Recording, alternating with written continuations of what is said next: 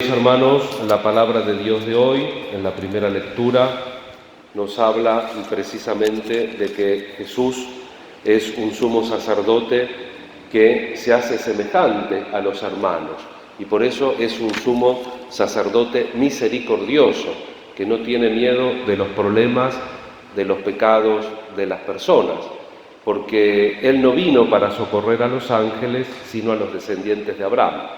En consecuencia, entonces, vuelve a repetir que el Jesús se hace semejante a los hermanos, fiel al servicio de Dios para expiar los pecados del pueblo.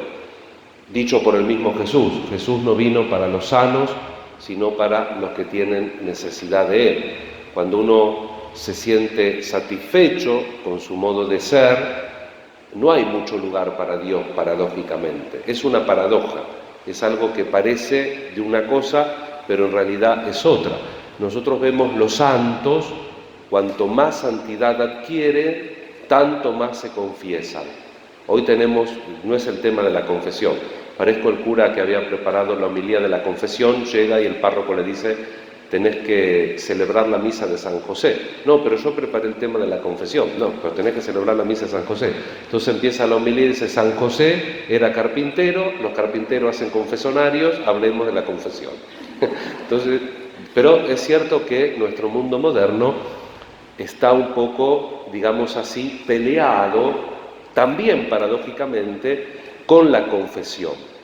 La gente, por un lado, sabe que tiene que confesarse, por otro lado, inclusive siente que tiene que confesarse, pero cuando viene a confesarse no individúa los pecados, no los determina. Y entonces, me arrepiento, genérico, me arrepiento de todo lo que hice mal, o bueno, no robo, no mato, hago el bien que puedo, cosas genéricas, pero cuesta un poco la confesión. Inclusive gente que quiere tener la práctica de la confesión, le cuesta encontrar elementos para expresar concretamente. Y uno ve los santos, por ejemplo, Santa Teresa se agarraba las piñas, por decirlo vulgarmente, con el confesor, porque iba mucho. Juan XXIII se confesaba todas las semanas, igual que Juan Pablo II. Estos elementos salen en los procesos de beatificación y de canonización, y como ahora tenemos tantos y tan contemporáneos, nos enteramos cosas inclusive sorprendentes, como la Madre Teresa de Calcuta, que se confesaba también, y si la apuraba se confesaba más de una vez por semana. Esto ya antes no pasaba, pero en el caso de la Madre Teresa de Calcuta, el confesor escribió un libro al respecto, por supuesto que no revelando ninguna confesión, pero digamos la delicadeza de conciencia que Madre Teresa se presentaba ante él cada semana con varios puntos para tratar. Y uno dice, pongamos que sea santa, media santa, el que está fuera, que no entiende nada de la vida, de la gracia de Dios, pero con todo lo que hacía con los pobres, desde las 4 de la mañana hasta que se acostaba, ni tiempo para hacer virtudes tenía.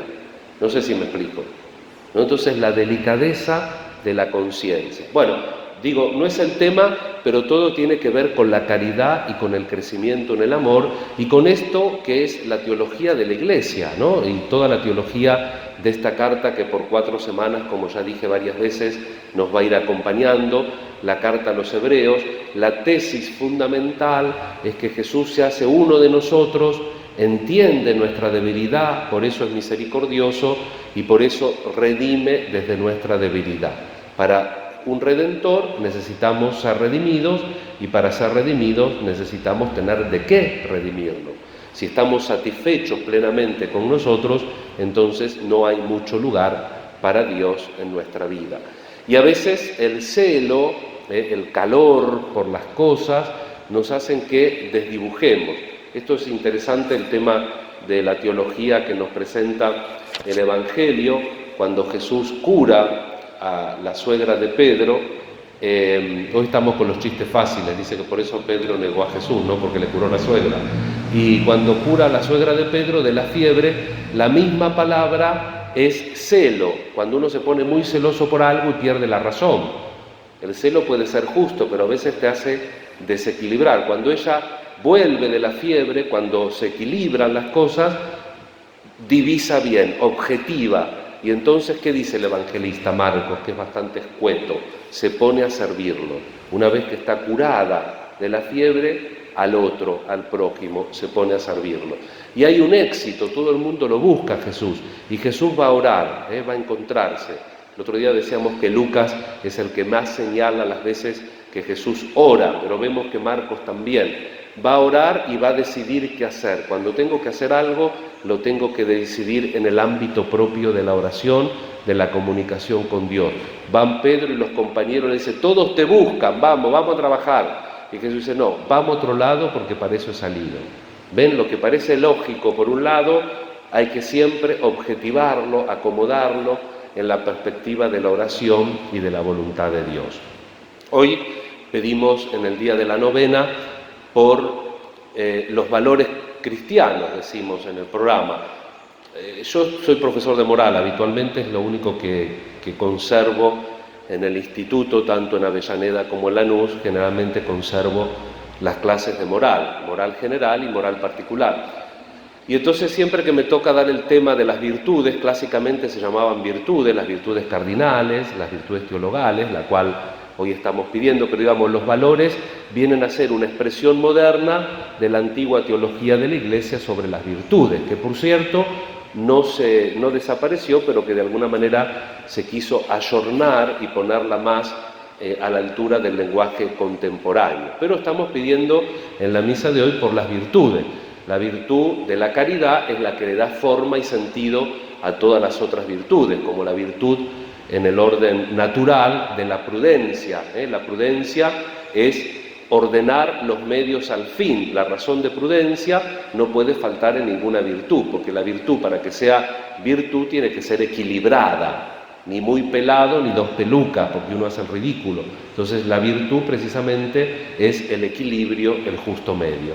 Y dice Santo Tomás, también hoy estamos con las paradojas y con los chistes, que paradójicamente la única virtud que no tenemos que preocuparnos por el justo medio es la caridad. La caridad tenemos que apuntar lo más que podamos, porque siempre nos quedamos cortos, dice Santo Tomás.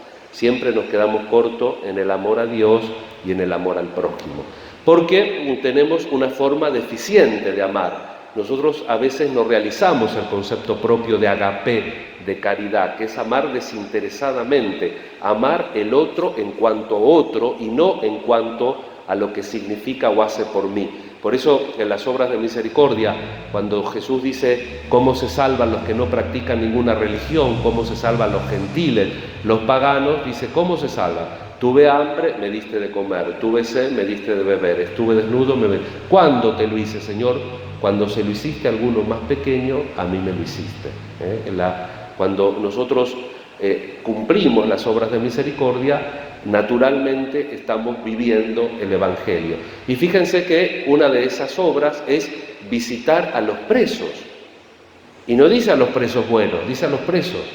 Porque la verdadera caridad, el verdadero amor, no es en relación a lo que me hicieron. Yo lo quiero porque me quiere, porque es justo, porque es bueno, porque es amable, porque es simpático, porque es lindo, linda. No, uno lo quiere en virtud de lo que es como persona y en lo que esa persona y yo significamos en relación a Dios. Es eso la vivencia de la caridad.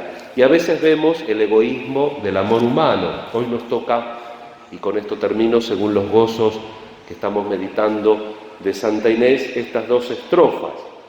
De amor ciego, ardiendo en ira, vil Procopio se adelanta, queriendo profanarla, expira, humillado ante la Santa.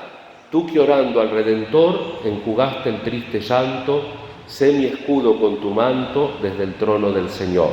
Se quiere aprovecharse este chico despechado por alguna manera de la debilidad de la santa en cuanto a la edad, en cuanto a la posibilidad de defensa, y quiere violarla, por decirlo rápidamente.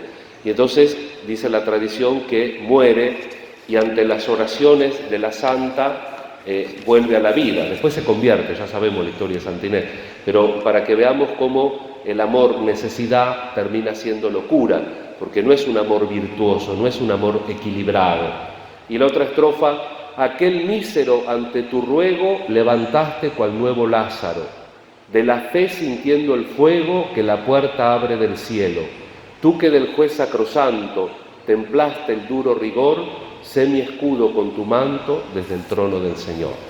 Un amor auténtico que se olvida de sí, no solamente se salva a sí, sino que salva al otro, porque con este gesto, que tal vez está un poco inflado en la literatura de las actas martiriales de esa época, porque como les dije varias veces, estas santas como Santa Lucía, como Santa Águeda, eran heroínas para las chicas cristianas.